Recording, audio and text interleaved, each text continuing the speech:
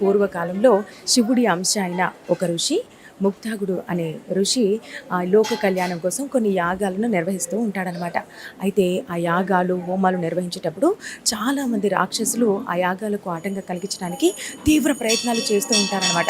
అయితే అప్పుడు ఆ, ఈ ఋషికి ఆ రాక్షసులను సంహరించడం కానీ ఆ ఋషుల నుంచి తన యాగాలను తాను హోమాలను కానీ నిర్వహించడం కానీ సాధ్యం కాదనమాట.